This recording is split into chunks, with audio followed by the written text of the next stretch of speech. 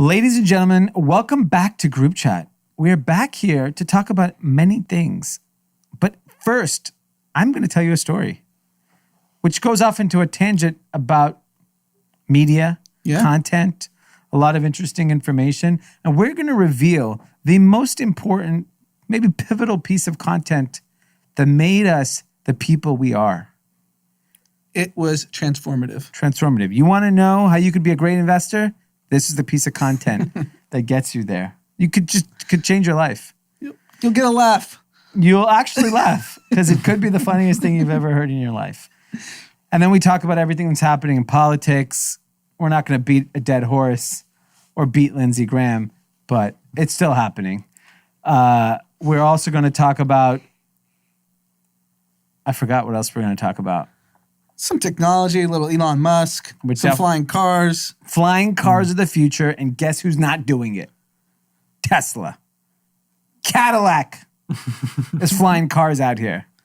We get into it all. A lot of business news, politics, keeping you updated. Let's get into it.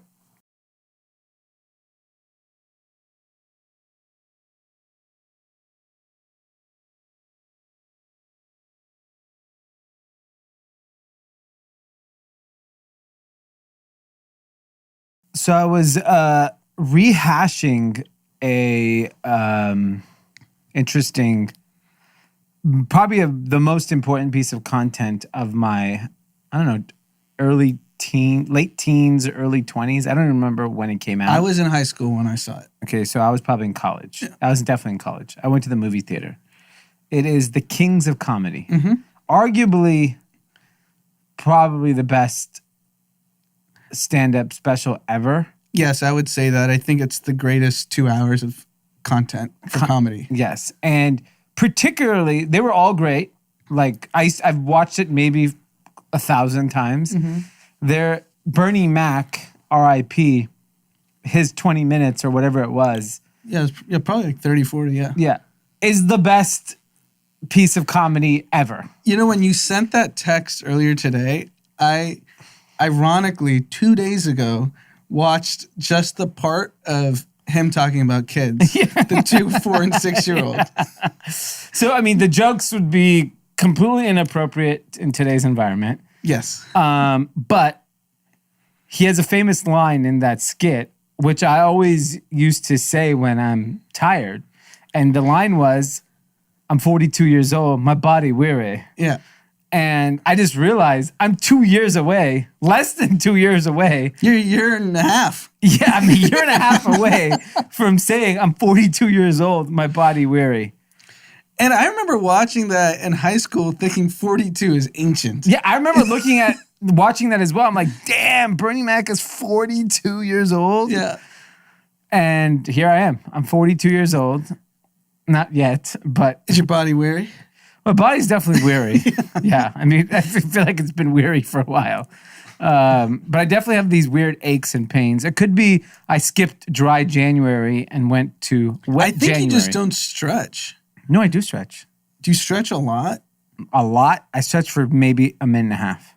That's not... You should be stretching 5 to 10 minutes before your runs. I do use my Hyper Ice gun, and I really go down my legs with that one because that takes out all the knots. But my legs are not the problem that I'm tired from. It really feels more like the rest of my body from drinking. Okay, so it's not muscle pains. No. I'm running, honestly, don't even feel tired after running. Like, I feel great. My body, my legs, or anything I use to run is fine. Like, my knees are great, feet, whatever. Yeah. It's really like I have these aches and pains when I wake up, and it's like it's coming from my body. Like, maybe it's a kidney or a liver or something like that. And then, unfortunately, I'm GRC 75. I might hit it with drinking, too. 75 what, though? Drinks. Easily. That's not a lot. That's a joke. So for those of you... If you hit only 75 drinks, I'd be disappointed. For those of you, aren't the runners that always say, I'm not a runner, maybe you could join us in the Grand Drinking Club. Oh, my God. But, yeah, I mean, it's interesting that comedy special is just so iconic. I highly recommend everyone watch it. And it was a launching pad for all of their careers. Became superstars. So Steve Harvey was probably the only one with the show at the time. I think he had the Steve Harvey show. Yeah. But then D.L. Hughley got a show on ABC, I think. Yeah. Bernie Mac got shows on Fox. Yeah.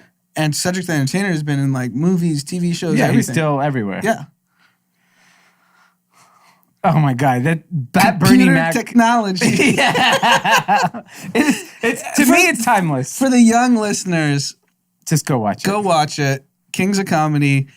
It holds the test of time. Yes, it really does. And you know, I've been posting a lot on my Instagram about. So I think I mentioned it last week. I'm like full royal family content. Yeah, I'm watching saw that. I finished Bridgerton, which is pretty much like the modern. It's like a more updated version of like a royal family show. It's a little more fun, a little more sex, and it's like, I don't know, it's just fun and it has to be racially diverse if it's Shonda Rhimes, right? yes. So there's obviously a lot of black people in the show, which the star is a black guy. I mean, the guy's going to be like the next Will Smith probably. And I think the show is incredible. It's like one of those shows that like everyone's watched and people have hard opinions on it. And then there's The Crown, which is pretty much dictating or kind of reenacting the entire royal family from Queen Elizabeth's perspective, from when she was like 21 years old, where she became the queen or however young she was.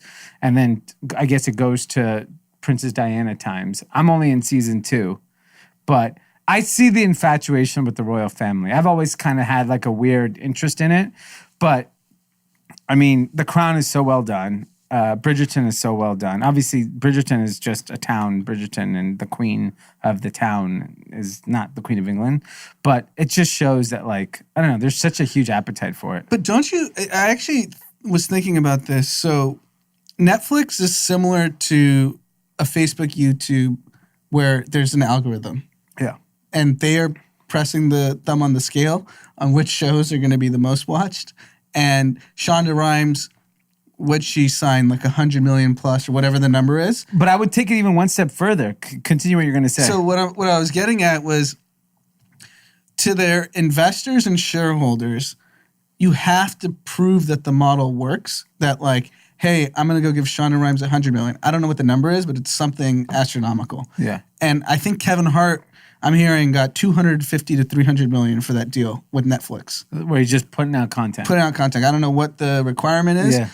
And then Netflix, which is notorious of not sharing data, weirdly shares the data of the shows that they're spending all this money on. So why did they put out that promoted tweet? It was a promoted tweet, Netflix, that Bridgerton was watched by 63 million people. So I think it does two things. It's a feedback loop of attracting talent. So whoever Shonda Rhimes, is it Kenya Barris at this point? Yeah, Probably sure. something like that, like whatever. And gives him confidence that like, my show's actually going to be seen. Yes. And then it tells investors and shareholders like, yeah, they're doing the right thing, spend hundreds of millions, but they actually control what we watch. Well, I mean, but by the way, I would say that the things that have bubbled and become popular, like A Queen's Gambit or now Bridgerton, they are good content. Yeah. Like, I would argue that they are pushing the gas on pretty good stuff. Yeah, so I guess what would have, if you just did a random search, Bridgerton was probably like a 20, 30 million viewed, and then they just pressed the scale and said, we want it to get a 63. My point on the data piece is The Crown's been around for a long time. So The Crown gave them data like, oh shit, our consumer likes the royal family. They like regal shit. And so let's go make more content around that. And, you know, I think they got that where they cornered comedy, right? Mm-hmm.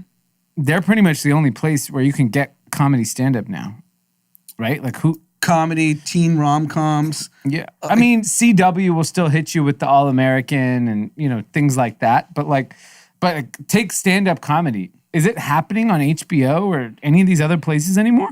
No, they just wrote the checks to everyone. So they own the market. Yeah. They have Seinfeld. They have Chris Rock, Chappelle, Kevin Hart. I mean, who's Eddie Murphy, I think is going to... Yeah, Eddie Murphy's doing a Netflix special. So it's just like, that's it. That is comedy. Those are. They have Adam Sandler. I don't know if he's going to do comedy. But he has all his movies coming out there. So I think that was the first niche they started with, where they're like, we're going to own comedy. And now they're just like, we're going to own the royal family. We'll just keep putting out royal family content. There seems an insatiable appetite for it. Then you can just go down. I mean, it's just interesting that like no one else figured this out, because the other networks had data. They just didn't know what to do with it. Yeah, Netflix is basically, it's almost the Amazon method of like, we're going to front load all this investment. And for them, it's content for Amazon with distribution centers. And we're just going to own distribution. So if you want to see the most famous people in the world's content, you're forced to go to Netflix. You have no choice. I mean, I have not even gotten a chance to go to the other stream. You know, I'm subscribing to all of them, but like my Netflix queue is, I got to finish The Crown. Then I got to watch season 3 Cobra Kai. I haven't even gotten there yet. It's like, Cobra Kai is realistically March for me. And then by then, you know how many more And you're probably going to love Cobra Kai. I know I'm going to love it. Season 1 and 2 was, one of the best shows of the year. And it's so, I guess the game that like an HBO Max is playing is they have to find the next Sopranos, the next Game of Thrones. And that's such a riskier game. Like this just blockbuster, once in a generation type content. And Netflix is just like, we don't even care about that. You guys go do all the artsy shit. Yeah. We just want to create the most viewed stuff possible. But, if you go by, they're probably disliked by the Academy for the Oscars and the Emmys, but they come out with tons of nominations, even despite that. The one thing I'll give them the credit that they're doing that's very differently, they are not afraid to pay the big creators. So whether it's a Chappelle, which I'm sure 5 years ago, the Chappelle deal looked insane. Now it looks cheap. And well, the argument is it's actually a cheaper solution. So Shonda Rhimes has to create however many shows. Yeah. If she creates the next Seinfeld, she's leaving billions of dollars on the table. Yeah. Or the next Big Bang Theory. Well, Scandal.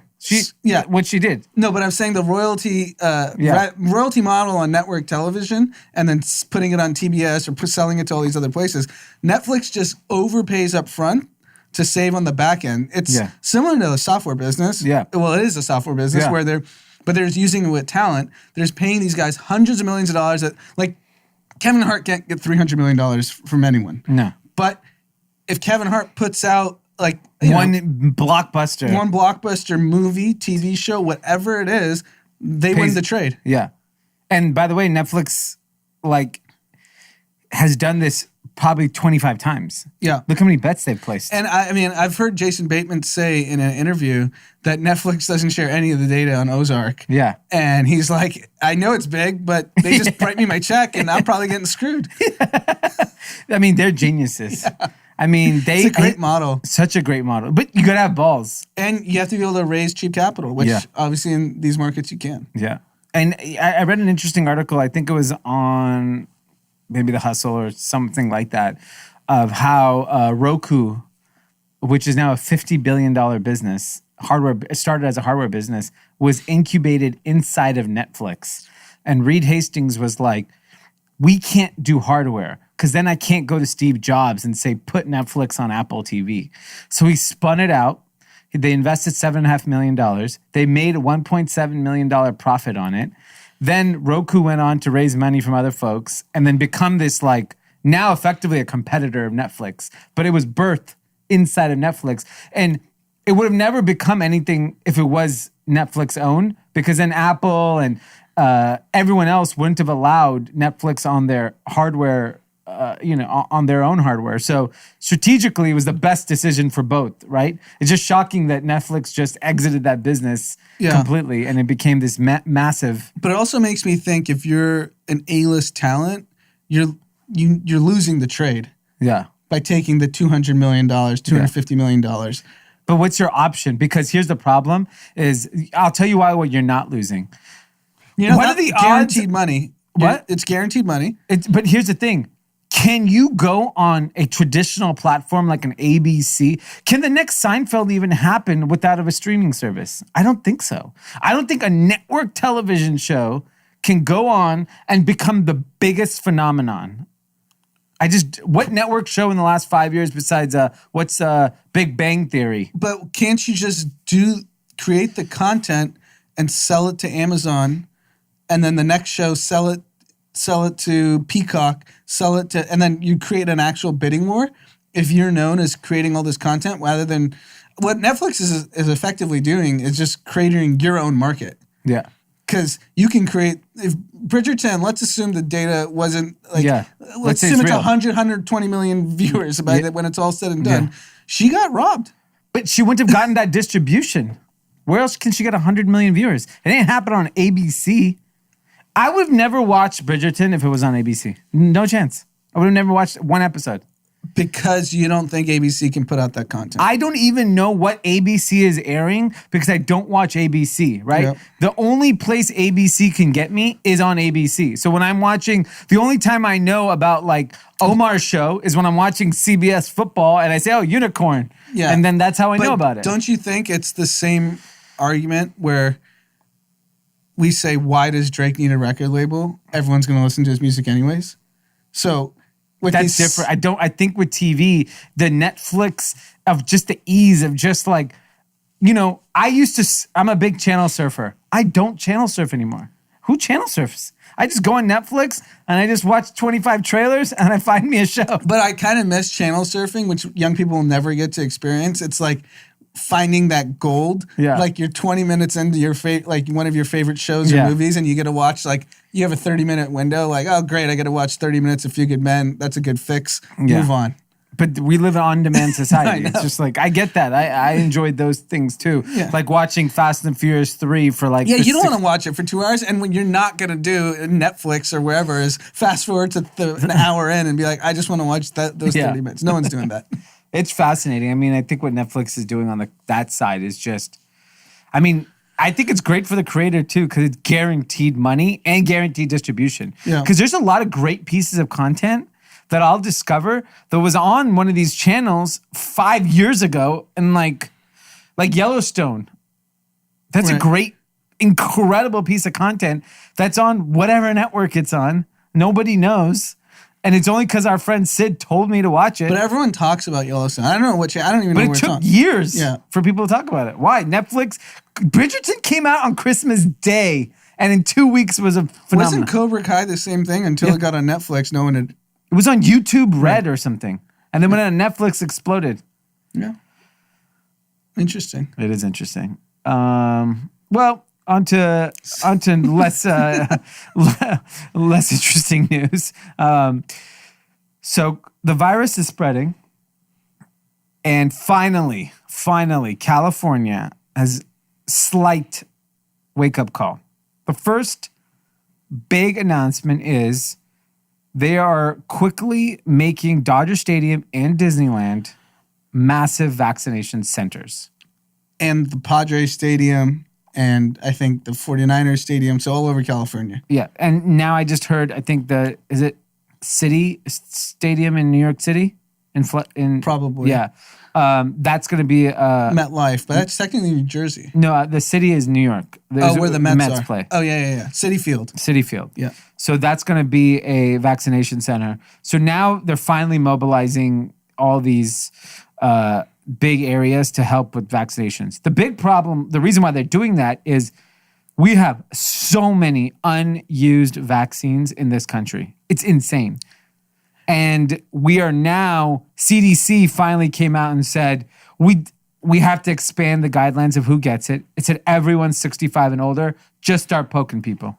The reality is the right answer is anyone who's willing to take it should go get it. Yeah. Because the moment you stop spreading the virus, it doesn't matter if you're 20 or 65 or 90. Yep. The moment people stop spreading the virus, the less likely the at-risk are getting it. So if the at-risk are too scared, don't want to go line up in the stadium, I get it. Yeah. But if you vaccinate all the people that are out and about, like you should actually be vaccinating the super spreaders first. Yep. The guys willing to go to Miami party, go to Nashville, Vegas, do the whole trio. They are the ones who should be vaccinated first because they don't give a fuck. Yeah.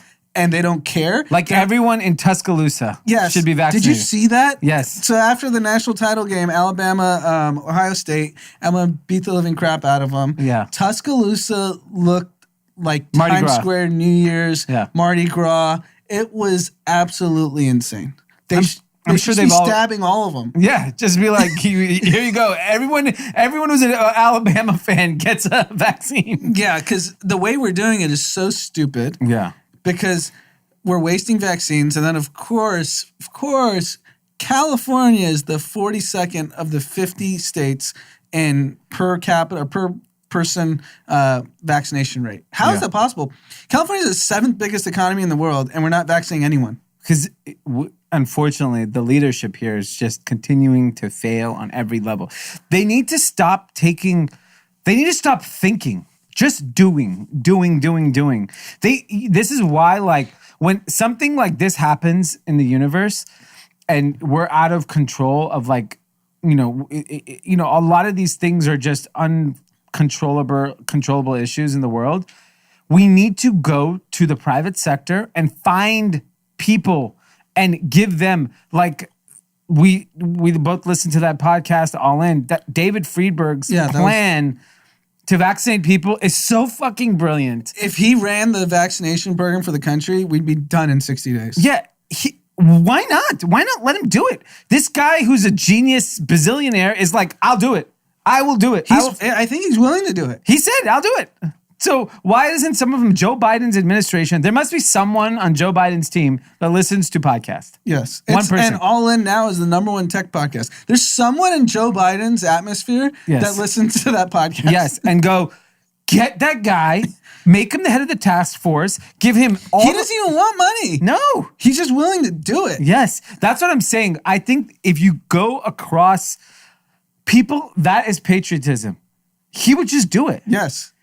Instead of trying to figure out, like, we can't unfortunately let a local politician that, like, is trying to please the Rotary Club. Yes. Because they're fucking voting in the next election. Yes. And they're all over 70. Yeah, exactly. That's the stupidity of it. Yeah. And frankly, no offense to politicians, they're just not smart enough. No. They don't have the world experience. Especially career politicians, they've been playing a game for their entire life. They're not actually in the world of solving problems. Yeah. So, I mean, so the CDC is coming out with 65 and older. So I'm very optimistic that people like our parents, I would bet by next Friday, both our parents are vaccinated with the first dose. That'd be great.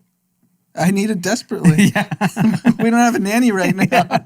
Yeah, I mean, no nanny is like, whoo. Would you rather have the Rona or no nanny? Rona's only 14 days. I might be no nanny for 8 weeks. Yeah. So you'd rather have the Rona. So I think that's the real challenge, is that we don't have people that are competent executing these things. I agree. I think next week should be 65 and older. Week after, anyone who fucking wants it. The right answer is anyone who's willing to go should go get it. Yes. That's the right answer. Yeah. Because likely and if you actually think about it, it's an economic crisis as much as it is a health crisis in the country today. Yeah. And you can argue the morality of, I get it, 4,000 people, 3,000 to 4,000 people are dying a day. So the morality of the health crisis is paramount, but you can do both by giving the vaccines to where the economic centers are in the country if you want to save the economy. Yeah. So you go to California, New York. Get everyone. Solve those states. How much of the economy is pumping if you get those 2 states? Oh, yeah. Right? If people in California and New York are back to work. Yes. It's huge. That's half the fucking country economically. Yeah. So, I mean, why aren't we thinking like that? Because we're incapable of doing that. And, like, I'm not trying to be this coastal elite. It's just you're solving both the health and the economic by prioritizing economy while the health is still being solved. Yeah. I think you'll just get solution. You just have to get through. You have to get through. You got to start poking people. Yes.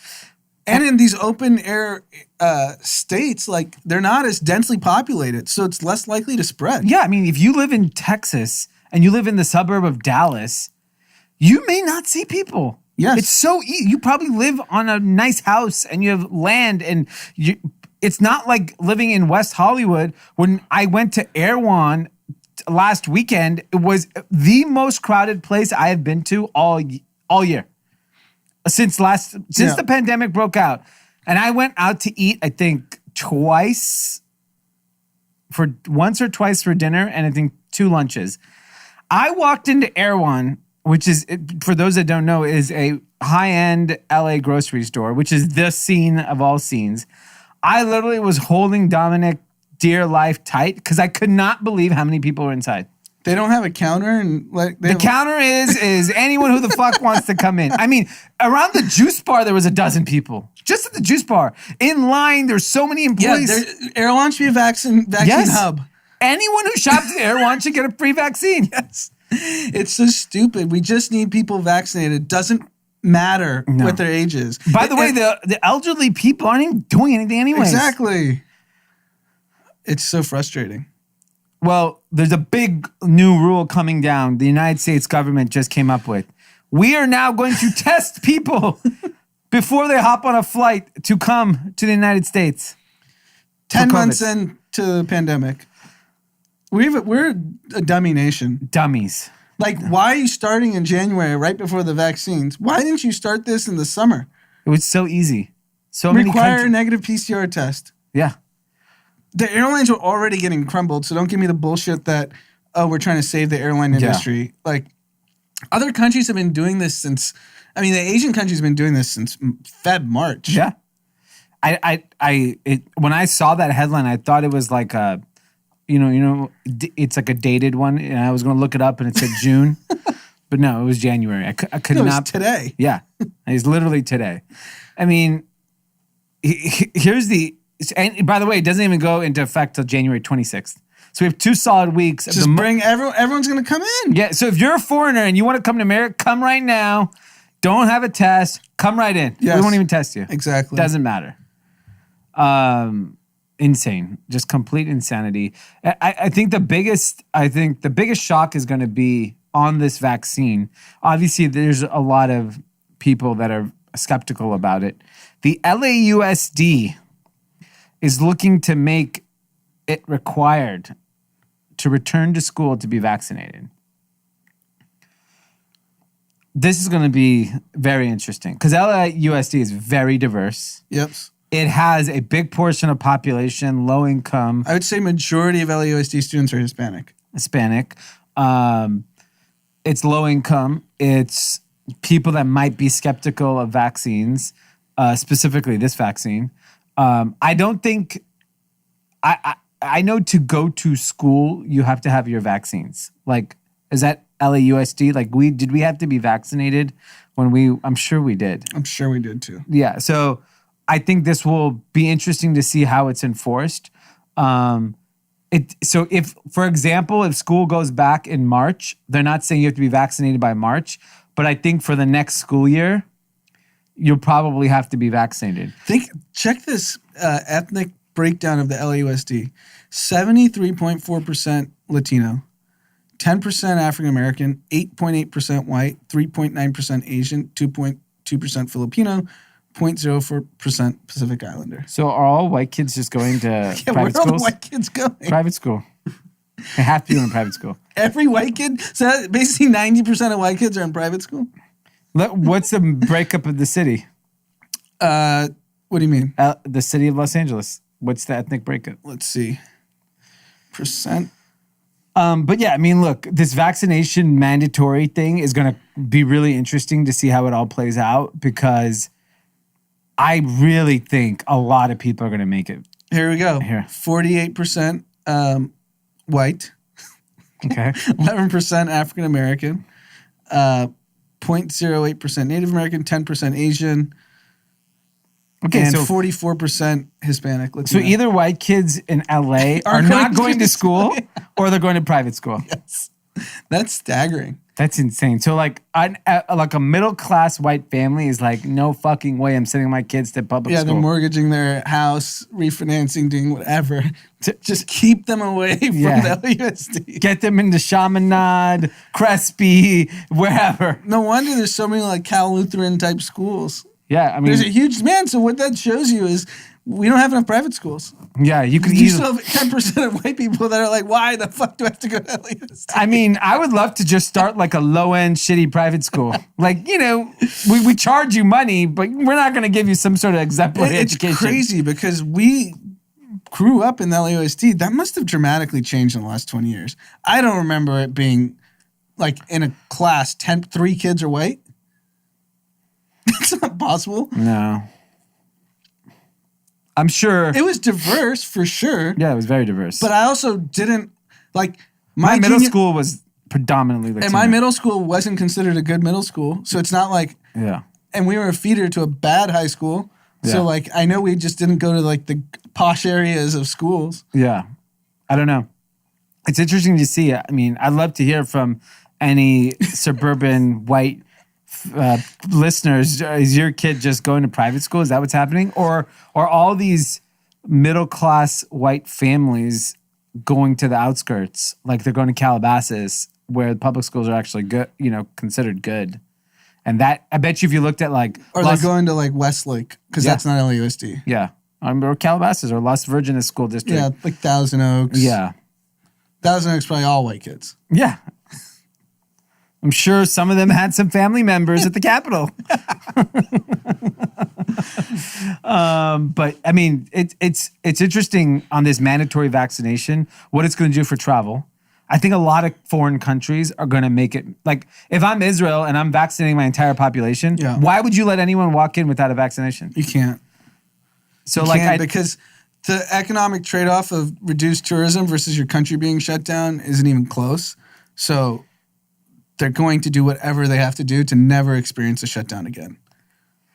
Yeah, and I think that's going to be like this controversial issue because I think a lot of, like if I'm the UK, given how big of a disaster UK has been with COVID, America may not get itself together to do this, but if I'm Boris Johnson, I'm fucking telling everyone, you better get vaccinated to walk in here. Because by the way, it's saying the vaccination is good for 1 year. So the goal is hopefully we'll only have to vaccinate for a year or two and this particular strain of COVID is gone, wiped off Earth, and we don't have to deal with it. But more than likely, we're all going to have to get vaccinated more than once. Yeah, I mean, I think at the minimum 2022, we have to redo this whole rollout. Yeah. Do you think, how much worse and less efficient do you think 2022 will be versus 2021 for vaccine? The more time we have to plan and prepare, the worse we are. Yes. Because the only thing we did good in the pandemic was get money the first time around to people and companies. We did a very good job with that. It was a one time. April. That was efficient.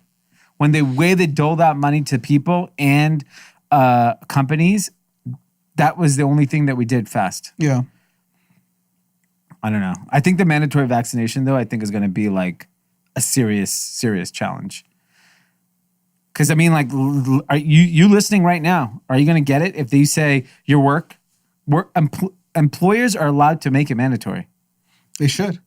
All restaurants should make their workers mandatory get the vaccine. Yeah, I mean, like, Amazon, if I work in an Amazon warehouse, like, I run an Amazon team, like, wouldn't you just want... I mean, the workers at Erewhon and Trader Joe's are frontline workers. Yeah.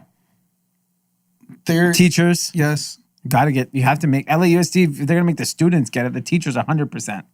Yeah. We'll see. Interesting. Well, it's going to be a big headache for your boy, Joe Biden, to figure this out. I'm hopeful. All right. Well, moving on to politics. So here's one thing that you were kind of talking about. The Washington Post is reporting exclusively. The FBI report warned of war at Capitol. So the FBI knew that this shit was going to be a disaster. Mm-hmm. And what did they do? They do went nothing? and visited and said, please don't go. I mean, I think I brought this up on the last episode. You don't go visit ISIS members and say, please don't bomb us. imagine if the CIA went to Osama bin Laden and be like, hey, bro, just like chill. Yeah, all those videos, a little scary. Yeah, you're really scaring the Americans right now. I don't think this is a good idea. You have to treat these people like terrorists. Yeah. They breached the Capitol. They are terrorists. Yeah. They did what Al-Qaeda and ISIS are dreaming of doing, taking over the U.S. Capitol. Yes. And we allowed him to. Yes. And cops were complicit. Apparently, there's a few cops from Capitol Hill that are on suspension because they were like, yeah, come on in. Yeah. And now, leading up to what we think could be a chaotic next kind of 10 days with the inauguration coming up next week, there are more troops in Washington, D.C. than Afghanistan and Iran and all those areas in the world. There's more troops in D.C. now. Deservedly so. Yeah, and I think we are now in a situation that, like, I don't know. Okay, why don't you just shut down Washington, D.C. and say no one who does not live there can fucking come to Washington, D.C. till the inauguration's over? Because of the safety risk, you're saying. Yeah. You the Capitol was just taken over. We're only what day is it today? We're 6 days out. Yep. Doesn't seem like that extreme. We've done more. We're doing more extreme things right now in California. Yeah. Like, why can't we just say Washington, D.C. is only for locals? Yeah, and then close off the city for like the governors have already encouraged people not to come for the inauguration. Governor, what the fuck is it's the governor? Similar to people saying the LA city saying if you travel during the holidays, you have a mandatory 10-day quarantine. Yeah, I just saw California post that you shouldn't drive more than 120 miles anywhere for California. What are these stupid rules? Yeah, in this case, do we want to risk the president of the United States inauguration being attacked? Why? We would never allow that. That's insane. Do we think there's a 1% chance it could get attacked? There's a 1% chance. There is a 1% chance. Why would you take that risk? Yeah, I know the whole argument of deplatforming. That's the only thing I think that's saving the inauguration. Yeah. Like, these guys have no voice right now. They don't. Parler can't get on a host. Yes. So they can't organize. They can't get a host at scale, at least. Yeah. No one, because they have so many damn users, you have to be on one of these major platforms. I'm really curious to see how they handle this Washington, D.C. situation. Probably pretty poorly. It's just, if I'm not from a political standpoint, from a stability of America standpoint, you do not want the inauguration to go bad. Yeah, it sends a terrible message to the whole world. The whole world will be watching. Yeah. And the whole world, let's be clear, will be rooting for something bad to happen. Yeah. What the world wants to see, I'm not saying I'm in any ways in support of this. The world wants to see pro-Trump MAGA supporters that have been radicalized in a firefight with troops. Yeah. At the Capitol on the day of the inauguration. And that is what... That's what the rest of the world is like. Because the U.S., we've been the world superpower, and we talk about, the peaceful transfer of power as like one of the most notable things in history of the U.S., and the rest of the world wants to see us not have that. Yeah. And so if you know that, why take the risk? Just be like, you got to show an ID to come to Washington, D.C. You have to show that you're a proof of resident. Yeah. Or that you're working there or you're doing something. Like if an RV shows up with crazy flags and a shaman, maybe you shouldn't let him in. Yeah. I know. I have friends internationally currently. They're laughing. Yeah. Laughing hysterically of what's going on. Yeah. And there's so much more than just a peaceful inauguration that's at risk. And I think the FBI obviously understands that. I think it's now communicating that to local officials and making sure at all costs the next 2 weeks, No one wants to see protest riots anywhere in the country. They're now warning that there are 50 states, all 50 states will have protests. At every capital. At every capital. And like, protests are fine, whatever. If they want to sit there and scream and yell, all good. But imagine if the shit that happens at the Capitol happens in another city too. Yeah, imagine if they open fire. Yeah. They all have guns. Yeah. It's insane. Crazy. The good news is Lindsey Graham has turned a corner. You know, a couple days ago, he was saying, jump off the Trump bandwagon. Today, he's on Air Force One with Trump. I thought this was an Onion article. Yeah. I could not believe this. Yeah. What the hell is he going to Texas on Air Force One for? What's really interesting is there are people distancing themselves from Donald Trump, but they're not truly condemning him. What power do people think he has still? Why is Lindsey Graham so afraid to hang out on his own? Like, I don't understand that. Do they really feel that this guy's going to, one, be the nomination in 4 years? Two, yield some power with no platform?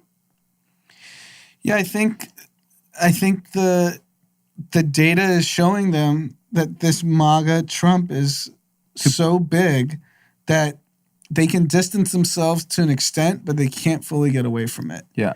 The fact that after what's happened, he's willing to go on Air Force One, and you got harassed at an airport. Yes, by your own constituents. I think it just shows how powerful MAGA is. Yeah, and Republicans, heart of hearts, don't want to lose that support because that population of the country is way bigger than we think, and we see it. 71 million people had no problem voting for him, and it's actually a little scary because politicians are the most spineless people of our public. And Lindsey Graham's number one. Yeah, I'd actually say Lindsey over Mitch. Lindsey won. Yes, Lindsey won. Lindsey won. All this time it was Mitch McConnell, it's Lindsey. No. And Lindsey Graham, after what's happened and transpired, and after him denouncing and saying this is scary for America, getting on Air Force One to go to Texas just shows you, like, if you're a spineless guy, you're just grasping for, you're social climbing, right? Yeah. And he's not willing to give up MAGA. Yeah. It's truly insane. And here's the thing. There are so many people distancing themselves from Donald Trump. The PGA in 2022 was going to have the PGA championships at Trump Bedminster in New Jersey. They pulled it. Yep. The PGA. This is not like the NBA. No. PGA is like NASCAR, rich NASCAR. Yes. It's rich guys with the same political views as NASCAR. Yes. And they don't even want to be associated with them. Deutsche Bank said they will no longer bank Donald Trump. Deutsche Bank's made a career out of banking for criminals. Yes. I mean, they literally, there's more criminals at Deutsche Bank banks than anyone, and they are walking away from Donald Trump. The funniest was Maggie Habram, the reporter, said the most bummed Trump was about the PGA, of everything that's transpired. That's what the reporter said. Because the guy likes to golf. Because he knows that means he's out for golf. Like, you can't mess with Donald Trump. Yeah. And he loves having, like, all these PGA guys do rounds with him. Tiger's done a round with him. Yeah. Jack Nicklaus, all these guys. And I think will Tiger Woods do a round with Donald Trump? Yes. Tiger Woods is spineless. Yeah, I know. You're telling me post-presidency, we're gonna see. What's Tiger his son's name? Chuck?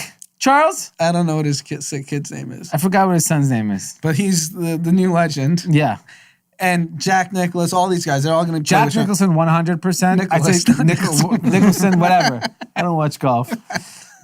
Arnold Palmer, who's that? Yeah, Ice-T? Yeah. Tiger Woods, I'd say within 4 years, we're seeing him golf with Donald Trump. Interesting. I mean, the fact that PGA, Deutsche Bank, these are like... And Bill Belichick, let's not... Yeah, Bill Belichick, the coach of the New England Patriots, was going to get a Medal of Freedom. Yeah. He said no. Yeah. And he talks to Donald Trump. He's openly talking about Donald Trump and support of him and called him like a dear friend. And it's crazy. Interesting to see this post-presidency era for Donald Trump. Because I'll tell you what, the deplatforming, I think he'll find a platform, whatever, right? I think those people will figure that part out. the access to money is drawing up really, really quickly. And this guy's all about money. He's all about excess. And we know he's not that rich. He can't survive without making money off his name.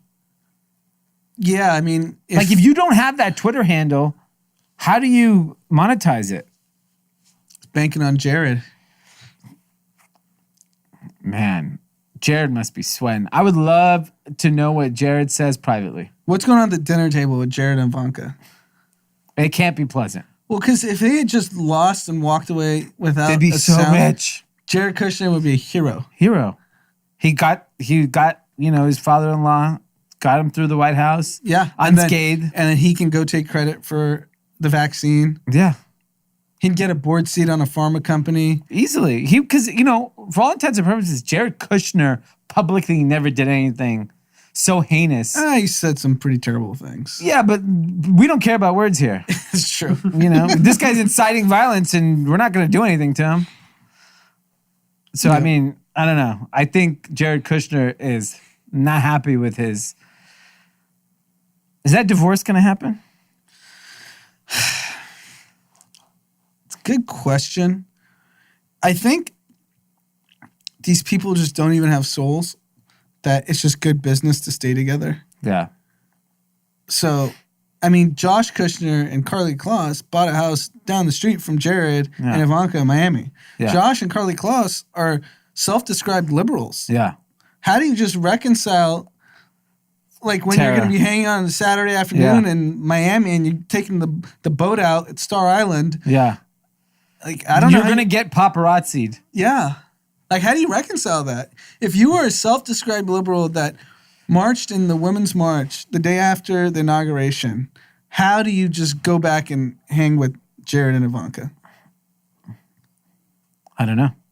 But they're going to. They bought houses in the same area. Yeah. That wasn't a coincidence.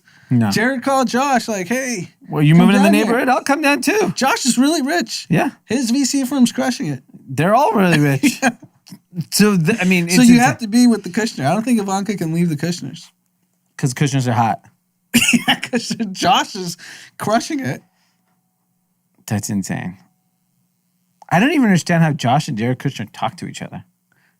Yeah, that I don't get. That's insane. Mm-hmm. Like, they're literally their families are hanging out. Like, you don't buy a house down the street from your brother unless you have plans of hanging out with your brother. Yeah. Right? I mean, they could have gone to another neighborhood. Yes. Yeah. Water under the bridge, 4 years of terror. Yeah. I mean, it really loses credibility to Josh and Carly. Doesn't Carly Kloss, isn't her best friend Taylor Swift? I think Taylor Swift took a shot at her. That's what we were hearing about in a song. That's right. Never mind. So there you go. Interesting to see how it plays out. On to football, because I think it is the most exciting time of year for football. The NFL had the wild card weekend this past weekend. And I didn't know about this. I saw it on social media. Nickelodeon aired the game. Mm-hmm. And what was the reasoning? Try to expand the audience. And they added like their little effects. Slime. They did the slime for the touchdowns. And 2 million people watched the NFL on Nickelodeon. Here's the funniest part about all of it. So did you watch the game they aired was the Bears versus Saints? Okay. So it came down to, it was literally only for spread purposes. With like 3 seconds left, the clock's running out, the Bears score a touchdown, and it comes within 12. And the spread's 11.5. So kick the extra point. So most people, even me as a football fan, the rule that we all know is you have to kick the extra point, and you go in, and it was like the funniest gambling moment of the day. Like this stupid touchdown that had no effect on the game. And those are like the greatest gambling moments, whichever side you're on. Yeah. When you lose, it's hysterical. If you win, it's great. And I think Anthony was watching on Nickelodeon. I was watching on CBS. CBS is Jim Nantz and Tony Romo, who are the #1 broadcast team in football. Yeah. They didn't know the rule. And he said Nickelodeon, they explained the rule immediately. Wow.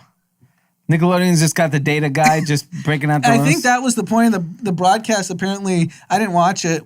I just saw clips online that they were explaining everything to the fans. Because like Romo and Nance, just if you're watching CBS football, they assume you know like 2 feet in if you're NFL versus 1 feet in college. You know, basic rules that only know if you've watched football. And Nickelodeon was breaking down all the rules because they assume it's a younger audience that never cared about football. Yeah. I like it. Yeah, I mean, Smart. I think that's super interesting, and I think that's I think NFL is actually doing a pretty good job. Like that game was also, I think, on Amazon Prime. Okay. Which is how I watched it. I actually watched it because I got to watch like the last 15 minutes because I put on a TV show for Dominic on our big screen, and then I put it on my laptop, and I was looking for it. I was like, oh, Amazon Prime. You just have to distribute wherever you can. So if it's on Nickelodeon, if it's on Amazon Prime, if it's on your phone, if it's on here, I think NFL is being smart about like, let's just give it to everybody and figure out how these people consume it. Yeah, because like right now, for example, the NBA, I think they're missing a huge opportunity.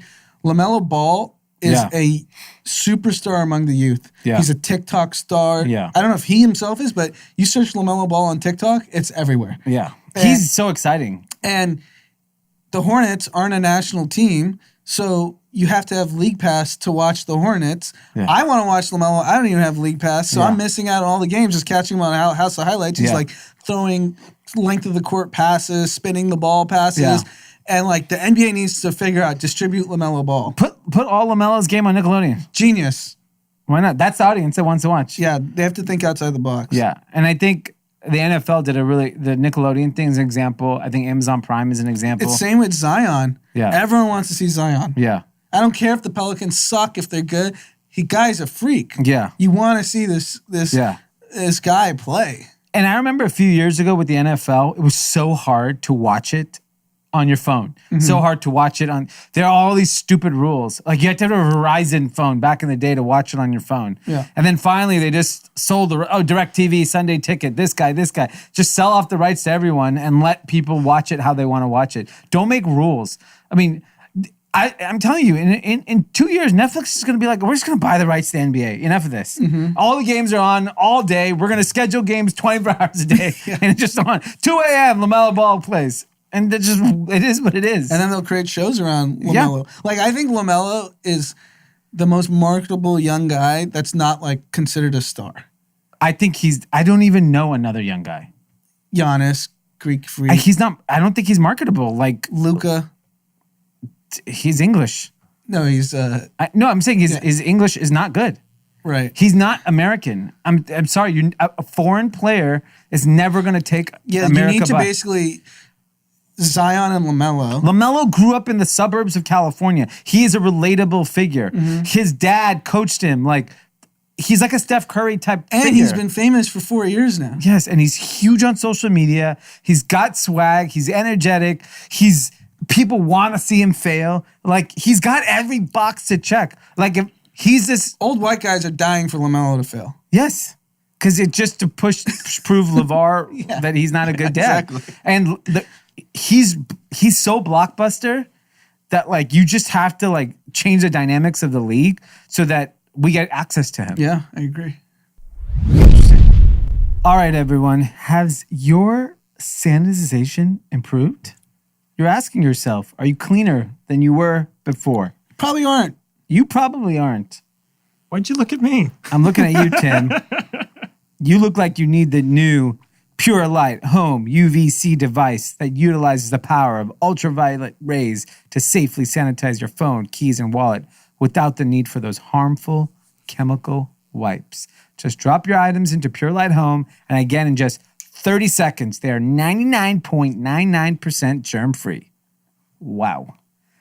This is your last chance because they're giving a buy one, get one free offer. All you have to do is head over to purelight.com/group chat. And that is PURLITE.com/group chat. Use the code group chat and you get one for free. Buy one, chat. Get one free. No space, group chat, one word. Get sanitized. Get sanitized. You know, according to a recent study conducted by the University of New Hampshire, Pure Light Home specifically demonstrated that it could achieve greater than 99.9% reduction or inactivation of COVID-19. Wow. You know, I don't know much about the University of New Hampshire, but I trust them. Live free or die. Are you from New Hampshire? No, but that's the New Hampshire. You're from one of those states, right? Yeah, one of those. From Which one? Rhode Island. Rhode Island, yeah. I knew it. Yeah. Where is New Hampshire in relationship to Rhode Island? North of Massachusetts. Okay. Yeah. Pretty far up there. Purelight.com/group chat. At least they're focused on sanitization up there. Yeah. Yeah. I bet you they have low COVID cases over there in New Hampshire. They absolutely do have low COVID cases. I don't think there's a lot of mingling that goes on in New Hampshire. All right, let's get back into it. Well, big television news. So growing up, I used to watch a lot of these old shows on, reruns. I used to watch Gilligan's Island, and I used to watch I Love Lucy. I remember watching every single I Love Lucy episode.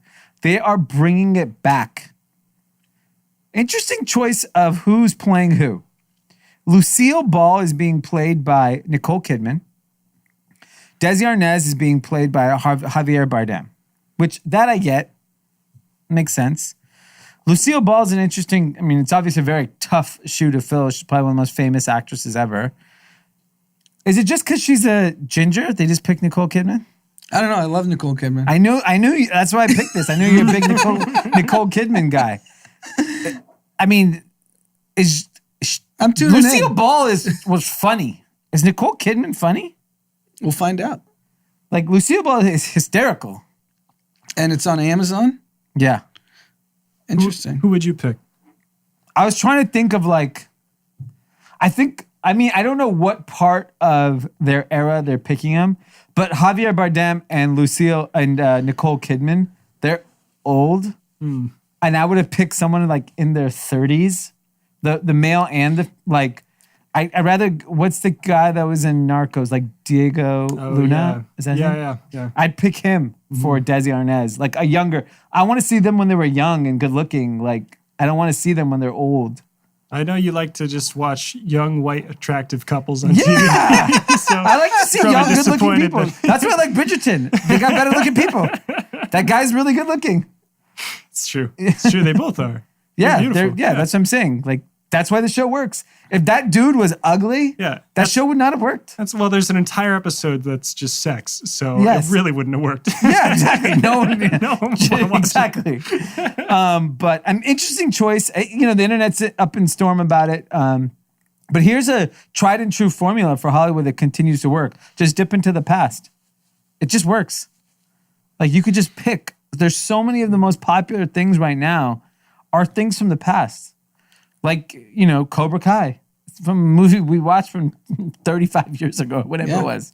I feel like that's been true in film for a while, and now is becoming true in TV, where every movie that came out for a while was a remake. Yeah. It was every new movie was a remake or was based on something that had come before it. And I was just thinking, what happened to all the original ideas? And I felt like they were in television, and now television's losing that. So maybe they're just realizing this is a smarter business move. I think that's, there's no way there's a shortage of ideas. Yeah. There's creative people everywhere. It is just that this is a safer bet. Yeah. If you have to go spend money, and especially for Amazon, they're going to throw 1,000 darts anyways.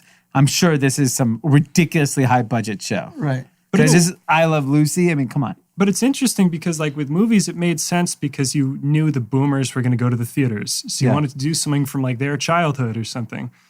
But with TV, I feel like if you're going to put a show on Netflix, it really doesn't need to be that. It's definitely Amazon a safe is boomers. Amazon Prime is a boomer service. That's true. It's not some young hip kind of audience, I would say. I would say majority of them customers are boomers. Yeah. Yeah, Amazon, that makes sense. Interesting. Yeah, I'm curious to see how all of these, there's just so much content. You guys were hyping up 2 of those docs on Khashoggi, right? Dissident. On, you actually had video on demand. I don't even know what that is. No, meaning you can go on Amazon Prime and buy it or rent it, but it's not technically streamed by the services. So how much is that? It's $19.99 to rent it. Oh, get the fuck out of here. It's amazing. Highly recommend it. Watch the 1999. It's a lot of money. And this economy? Well, that's because no one wants to own the content. That's the problem. Oh. He's willing to sell it to Amazon, Netflix. Everyone's scared because of the Saudi government. Wow. So then maybe I'll support him. Yeah. He doesn't want it to be $19.99. Yes, he does. He picked the price. Or whatever. His distribution company. No, his production. No one will. Why can't you just give it away for free if he's such a great guy? He needs to make money too. Don't you want to see his next documentary? Well, maybe if everyone watched this, we would support him on his next one. I'm supporting. I $19.99. already supported him. So you own it. I actually spent $5 extra to own it. So you paid $25. You own this documentary. I can watch it every day. Why can you send it over to me? I can give you my Amazon login. And then it'll be there. It should be, yeah. $25. Look at this guy. That crypto money, that crypto fortune. Hey, you know what? $25 for a movie, no big deal. No big deal. I don't think twice about spending that much on watching like a band's live stream though, or like going to a band's show. Yeah, on a show, it's very different. Something about me at home when I see that $19.99, I just can't do it. I physically cannot fucking do it. But it's weird because like more work and time and people went into the making of a documentary than I just don't care. This guy like risked his life and like the participants in the documentary risking their lives. Like, get paid the $20. Well, you're saying I have to pay $25. If you want to own it, $19.99 you rent it. That's a rental. Yes. And how long is the rental? I think 48 hours. Jeez, or 24. pressure. How long is it? Like 2 hours. Is this the ad? Is this Wow. the ad we're running today? That is a free ad for Dissident. Yeah. He was also on Joe Rogan. He was amazing. Was Brian he? Fogel. Yeah, it's unbelievable. I think to really understand the story, you need to watch the documentary and then you need to watch him on Joe Rogan. Wow. Because there's details on Rogan that aren't on the documentary. So what's the gist? It's just the background of what happened? Yeah. Who Jamal Khashoggi is, how he fell out of favor with the royal family, how they like tracked him, who the other people were involved. Think about this stat. 8 out of 10 people in Saudi Arabia are on Twitter. Wow. That's insane. And if you remember, Twitter had a breach from a Saudi national that was an employee giving the Saudi government, that's espionage. Wow. That's crazy. Interesting. Okay. Maybe, things keep staying up in crypto. I can, they can risk that $20. Moving on to some business news. So I was reading about the 1920s because everyone's talking about the Roaring 20s are coming. What's interesting about the Roaring 20s that you don't really hear about is that like 60% of the people were below the poverty line in the 20s, 1920s. Wow. Which really comes back to what I think we're about to experience in the next decade, which is so many people are going to be left behind. But it's going to look like, because of the news and social media, that the biggest boom is happening in America. I can't speak for the rest of the world, but I can speak for what I think is going to happen here, which is we know it's about to explode economically. Yeah. We know that we're going to see the best times ahead. But we are pretty confident that that's not taking everyone on the ride. Yeah, I mean, that's the hallmark of a third world country. So if you go to India, for example, and you look at how the top earners are living, it's the most glorified, incredible lifestyle of luxury shopping, vacations, private jets, Mykonos, Ibiza, Dubai. They go to Dubai for the weekend to shop and come back.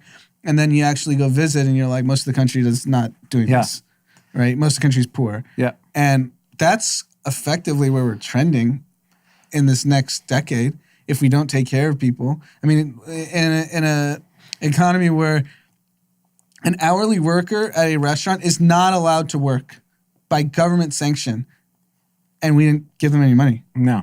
And I think what people don't realize is we have moratoriums on evictions and all these type of things. They're going to go.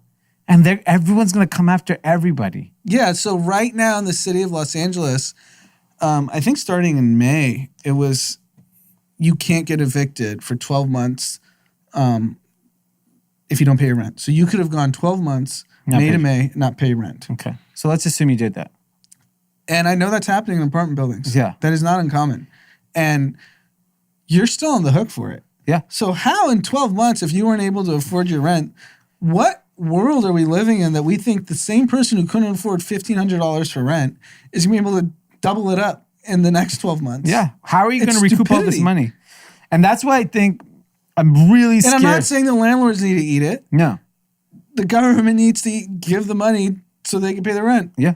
Just and this is why that's how you'll degrade society. If rich people don't realize that you need to take care of. Yeah, we subsidized rich people making money for the last 10 months, and the rich got very rich. Great. Take care of the rest. Yeah. Simple. And I think what the sad reality of this roaring 20s that we're about to experience was actually kind of on display briefly at the Capitol, which is this, clearly confused, angered person that just believes the country's going in a completely wrong direction. And in some cases, they're right. Like financially, they have been left behind. The problem is politicians have been feeding this information that the way to actually get it back is isolation from the rest of the world, or not bringing on technology and evolving as a society. Because if you listen to anyone who's understands history, that yes, innovation does cause an enormous amount of job loss, but you do make it up with new industries, and there will be new industries but you have to educate the population. You have to retrain. You have to retrain people. And instead, what Donald Trump specifically spoke to was which is the biggest nonsense, which is bring manufacturing back to America. And even people like Elon Musk who keep pushing with Tesla being made in America, it's just not scalable for all these industries. I listened to your podcast, the 20-Minute VC guy, where Bill Gurley was saying, we're accustomed to pay $30 to make a microwave. If you bring it back to America, it's cost $100 to make a microwave. We're not going to be paying more for microwaves. Right. We're that's like the whole point of globalization is you specialize in industries where are economically feasible for your country. Yeah, and I think we have to realize what are our strengths as a country, put our bets on that, retrain our society, refocus our society, and I think we'll be in a much healthier place, and that the next 10 years aren't a calamity. Yeah. Or you could be this guy who lost his password for his crypto account that $220 million is sitting on, and he has only 2 tries left. You have 10 tries. That I don't get that part. I get losing your keys, but he must have created this mechanism on his own wallet that 10 tries it blows up. Yeah. Because I've never heard of that. I mean, I remember when I lost my... for example, there's a coin called Tezos that for 2 years I lost my private keys. I probably tried 1,000 times. Yeah. And then a friend of mine was able to find it. And where was he looking? I just said, I've written down these passphrases. I don't know what to do. I remember when a few years ago, I got locked out of my Coinbase account, and it was during some frenzied time. And it was great. They made me take a picture of my ID. They had all these verification processes. It took a week, but I got access back to my account. I understand these OG crypto people because there was no Coinbase. There was just whatever, this madness. But it just shows that how many people have lost coins. Yeah, they're saying 3 to 4 million coins are gone. That means insane. 17 million coins left. Or 17 million coins in circulation. Yeah. 4 million are in the ocean. Yeah. You should go look for them. Pete's about to become a diver. Yeah, cut to Pete and I at the bottom of the ocean. Yeah. Yeah, but it's interesting. I'm sure we're going to continue to hear stories like this. Oh yeah, there's so many. I've heard so many over the times. Yeah. And this is when Bitcoin was $1,000, $2,000. Can't even imagine what those numbers are now. 40x, right? And by the way, I think the Winklevoss kind of cursed Bitcoin when they posted that that Bitcoin market cap was bigger than Facebook. Ever since then, it's gone down. They're feeling themselves. Yeah, they really are. The way they're talking, they have this swag. They're coming for Zuck. I really feel like they could be the Dave Portnoy of crypto if they get a lot more public, because they're not out there like. I mean, they're on Twitter nonstop. Yeah, but we need video. Yeah, there's a guy trying to be the Dave Portnoy of Bitcoin. Who? His name's Anthony Pompliano. He has a big podcast. You got to be rich. Yeah, Dave Portnoy at least has money. Yeah. So we're not going to let you be the Dave Portnoy of crypto if you don't got no money. He might have a little money. I don't know. I have no idea what he makes. We need Winklevoss money. Yeah, you need to make billions. Yeah. That's why Chamath gets to say what he says. Yeah. Because he's a billionaire. Yeah, just insulting. He said he's going to buy the Masters today. Did he really? Yeah. And he's only going to allow women and minorities in the club. Yeah, he can say that. No one talks shit to him. No. Go into his reads, and if you do talk shit to him, he claps right back at you. This is the only thing that matters in America is money. Yeah. Money, it's the man with the gold makes all the rules. We respect money more than anything else. We respect money more than we elected Donald Trump because we thought he was a successful businessman. Yeah, we need a businessman in the White House. Yeah, I get it. It's insane. I just don't even I don't know. We have a backward society. That's why I think the 20s are going to be quite ugly. Not going to be what we think it is. But at least we have Twitter fighting the good fight. Twitter has finally banned over 70,000 QAnon accounts. 70,000. Yeah, I mean, why didn't you do this 2 years ago? We've been talking about this on previous episodes. If they are inciting violence, shut them down. Yeah. That's it. Simple.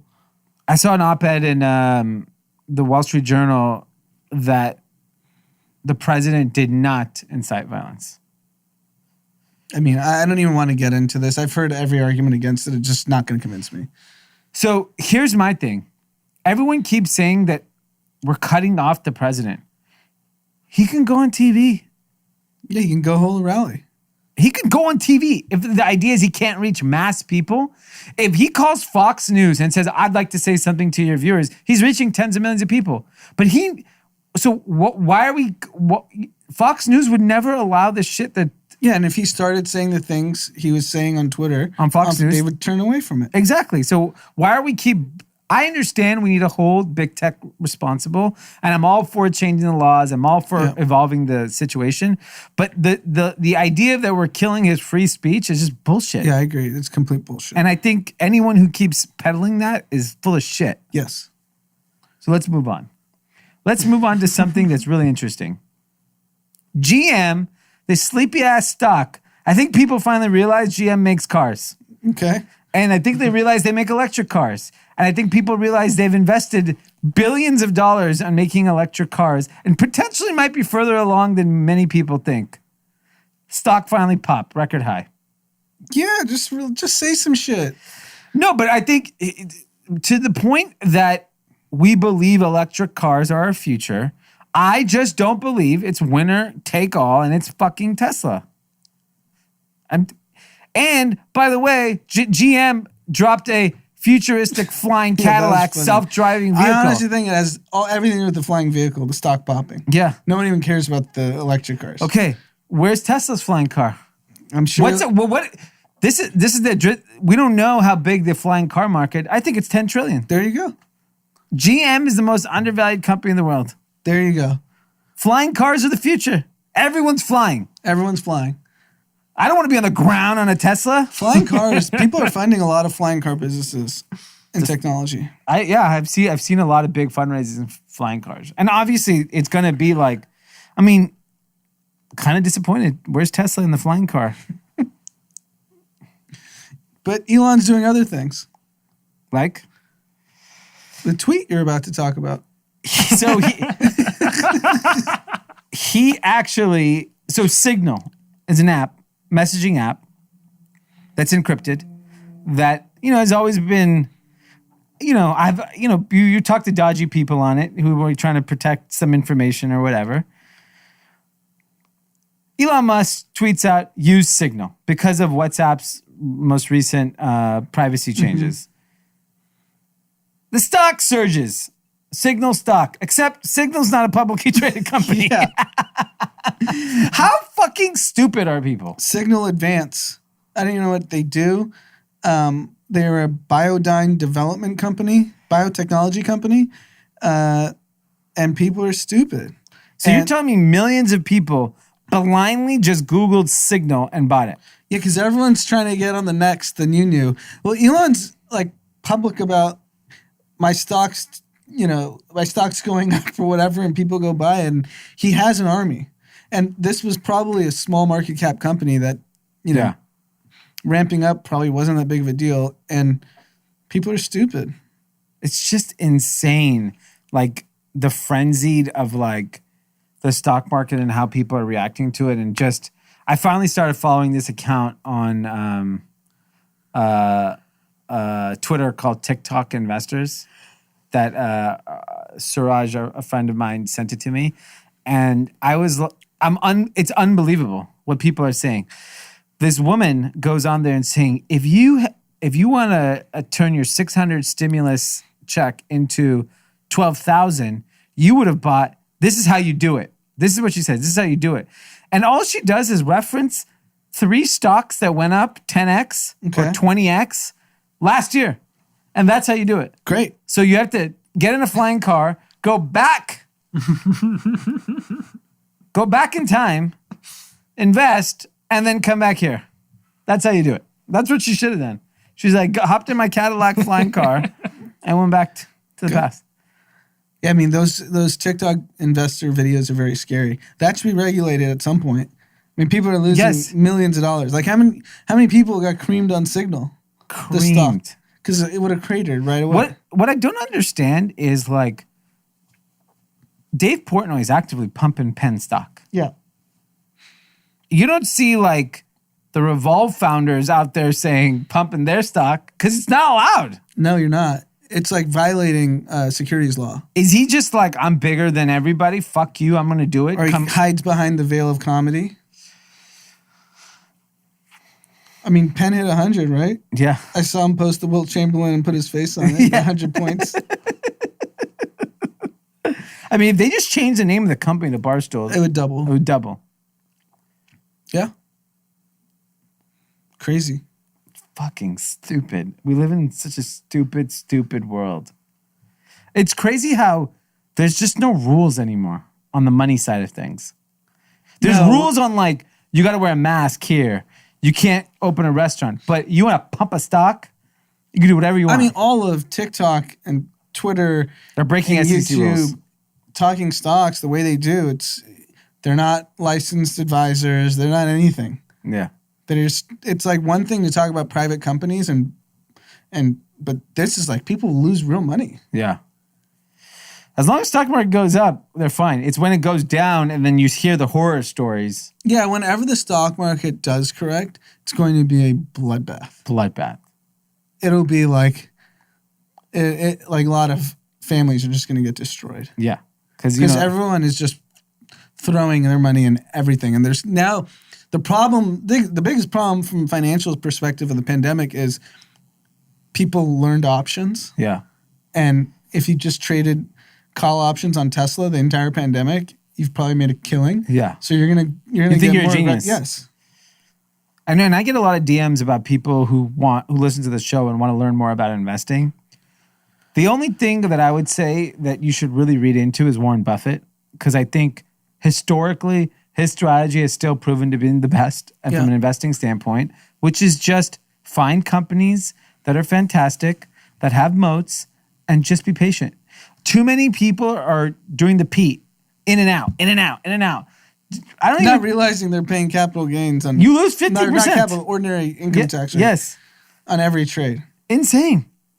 Like it's like the easiest way to destroy any money you have. Yes. Is go in and out. And then options, it's options unless you have trained for years on how to trade options, it is a casino. It is. The casino wins all the time. Yes. It is the most dangerous thing on earth. It's worse than gambling. Yeah. I'd rather watch a game than lose my money on options. Yeah, because you just wake up one day and you've lost 90% of your trade. Yeah. Like we got some American airline call options. We're down 90%.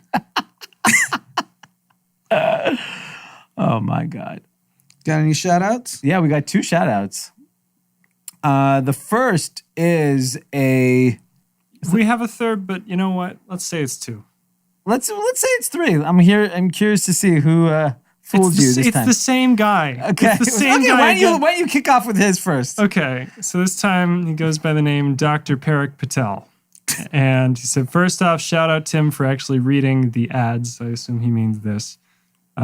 Harry, Dixon, and Satoshi appreciate it. At this point, I feel like the 4th member of the group. Hopefully my tenure as the shout-out contributor comes when Pete is back. Happy birthday, Jeff Bezos. He's been down bad ever since Elon topped him. Pause. Hope you bounce back in 2021. Also beginning to look for sponsorships for my shout-out part of the pod. We'll accept crypto as payment. By the way, waiting on the finance pod at Anand.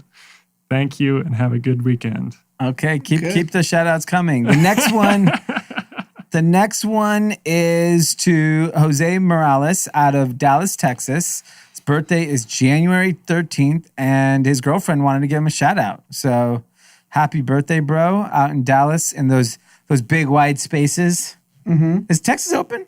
Yeah, wide open. Wide open. Indoor, so you guys can whatever. go out and have a nice a dinner and enjoy your time out there and have fun, bro.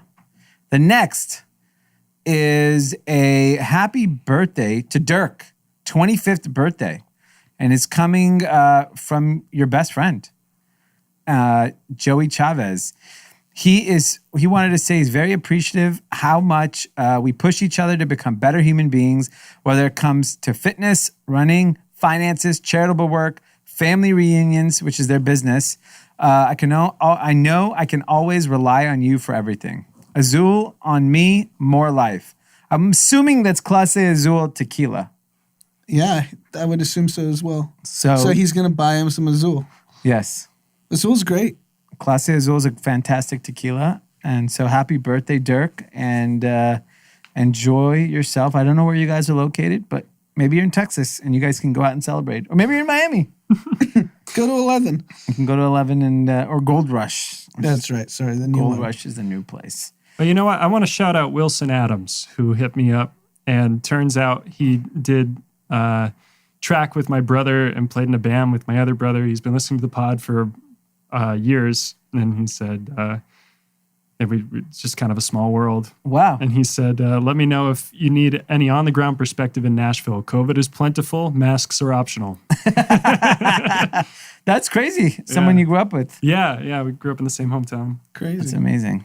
Small world. I always discover someone that like we grew up with ends up listening to the podcast. Yeah, for sure. It's happened many times. That's pretty cool. Well, we are a wrap for today. Sign up for our newsletter if you haven't. How do you sign up for that? I have no idea. I think melrosestreetjournal.com. We'll do a swipe up. We'll do a swipe up. Chrissy, who runs our newsletter, has been absolutely killing it. Yeah, it's been great. She did a deep dive on how Uber was losing money on programmatic ad buying and really just tells the whole story and how you should actually apply it to your business. And we're actually taking a pretty aggressive approach from a social media standpoint of really trying to educate and inform you on all these things that we're talking about in a deeper, more meaningful way. So if you don't follow us on Instagram, go check us out, Group Chat Pod, on Twitter, Group Chat. Engage with us, DM us, talk to us. A lot of exciting things happening in the world. Stay safe. If you're open to it, get vaccinated and enjoy the rest of your week. Peace.